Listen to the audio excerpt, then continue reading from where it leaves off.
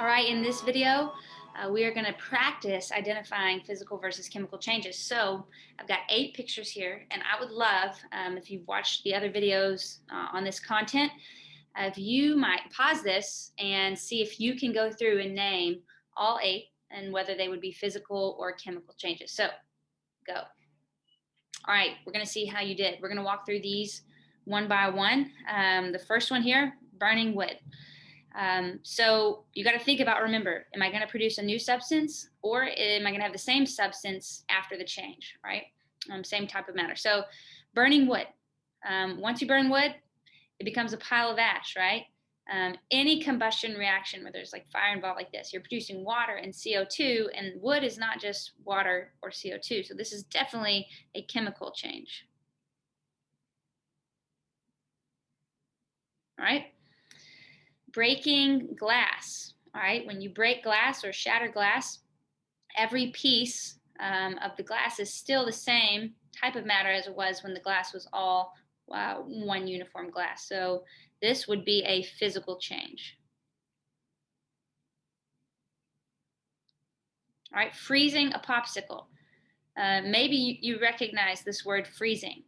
Okay, words like freezing or melting or boiling indicate a change between states of matter. States of matter are solid, liquid, or gas. So if something is just transitioning between a solid, liquid, or gas, you should still have the same substance, the same matter when that transition is done. So freezing a popsicle would just be a physical change. Okay, spoiling milk. I can unfortunately tell you by experience that milk, after it has spoiled, does not smell the same, does not taste the same. There are definitely new substances in that milk that are creating a new taste and a new smell, a bad one, right? And so this is definitely a chemical change. You don't think reactions are happening in your milk, but they are, which is why you have to drink it by the expiration date. So mixing Kool-Aid packets with water. All right, what about this one? It definitely looks like you have a new substance when you finish, but let's think about what Kool-Aid contains. Here's what I know, is that Kool-Aid contains sugar, all right? Kool-Aid contains some food coloring. And when these things mix with water, you still have all of those elements. They're just in the water. You still have sugar, you still have food coloring, and you still have H2O. They're just mixed together. You just made a mixture. So we are not producing a totally new substance. We're just combining things. We're not changing the sugar into something else. We're not changing the food coloring into something else. We're just mixing it with water. So this is going to be a physical change. Okay, bleaching or coloring hair. Well, this one is really good if we think about the video where I talked about 4 signs of a chemical change. One of the signs of a chemical change was a color change. So this definitely has got to be a chemical change because we're going to have a color change anytime you're bleaching something. Okay, so this reaction would be chemical.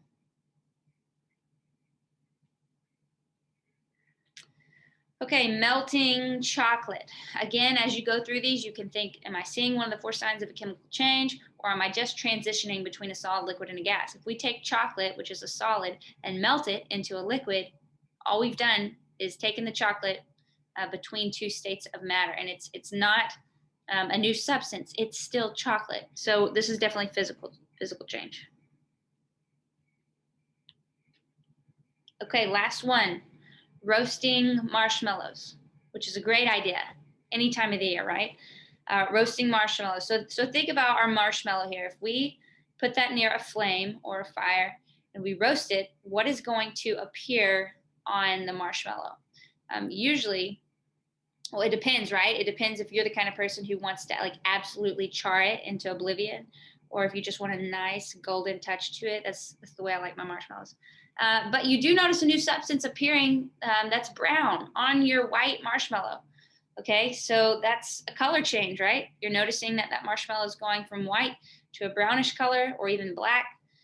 So this is definitely a chemical change. And remember, In an earlier video, I even said words like roasting, cooking, toasting, burning. These are all keywords that identify a chemical change is going to be happening to our substance, here a marshmallow. So this is chemical. Okay, I hope that was helpful. And I think the more you practice these things, the more comfortable you'll get with these. But if this was helpful, check out other videos. Thanks for watching.